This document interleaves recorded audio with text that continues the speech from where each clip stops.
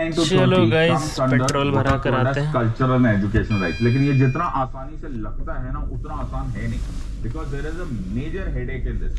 First इसमें जो religious and linguistic minority, हमें समझना पड़ेगा what is religious and linguistic minority.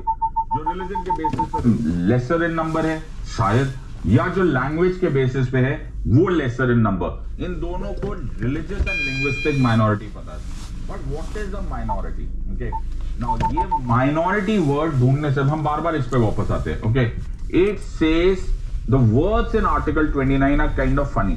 Late me explain this to you. Okay, और ये तुम लक्ष्मीकांत से भी पढ़ोगे तो उसमें आई एम सॉरी टू से मुझे ये टच करना पड़ेगा, because the point here is that I have to, मैं वो क्या बोलते हैं ना, मधुमक्खी के छत्ते पे पत्थर मार रहा हूं। Okay, because it is a very standardised book, so I am sure कि the author might have wanted to explain more, but उसको समझ आप लोग। So if I read Article 29, it says a very nice thing. It says protection of interest of minorities. Protection of यहाँ पे लिखा हुआ है, ध्यान से सुनना, protection of, इसको ऐसे पढ़ते हैं my friend, जब कॉन्स्टिट्यूशन पढ़ना है तो फिर ढंग से पढ़ो। Okay, of minorities।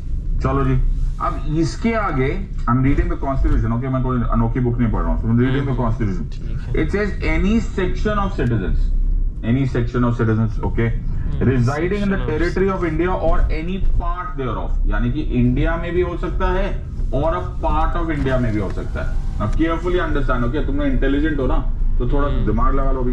Part of India having a distinct language, script और कल्चर। मैंने क्या बोला?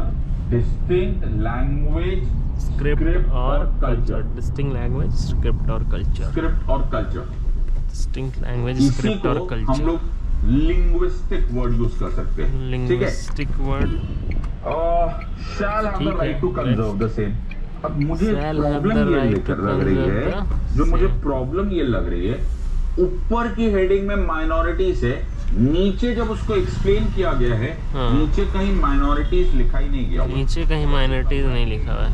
Section of citizens, are you understanding? इसमें बहुत सारे खतरनाक क्वेश्चन आ जाते हैं। इन अदर वर्ड्स, अगर आप लक्ष्मीकांत की पढ़ोगे फॉर ग्रेजुअल पीरियड, थोड़ा सा आगे देखोगे तो उसमें तुम्हें दिखाई देगा कि the book says that the word article 29 is not actually dealing with minorities, it is dealing with every section of the citizens. Yes, in a way yes, in a way wrong. Why?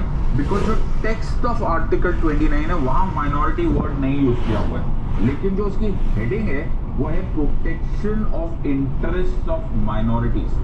So I hope you are understanding, it is leaving a very major gap. The gap here is that you have to be very careful in observing कि नारियल पानी आकर पिएंगे। ये तो defined ही नहीं हो रहा है। Is it a minority in the entire country or is it a minority in a part of country? ये भी नहीं डिफाइन हो रहा है। In other words, let me explain this to you. So law की definition में, law की definition में अगर वर्ड हिंदू बोल देंगे तो माइग्रेंट्स की तरह जाते हैं, जैन्स एंड सिख्स। लेकिन जैसे ही लॉ की दुनिया से बाहर एक ऑटो में सोचो एक तरफ कितने लोग हैं? 8 लोग। तो I hope you understanding the Buddhist, Jains and Sikhs will be considered as religious and linguistic. काम करने जा रहे हैं। You are understanding? So there is a very major confusion. Second is, अगर आप लैंग्वेज की बात करोगे तो अगर आप नोटिस करो in places like Kashmir for even today, if you notice it will be more of Urdu speaking area, maybe talking of religion also, Hindus are minorities in Kashmir.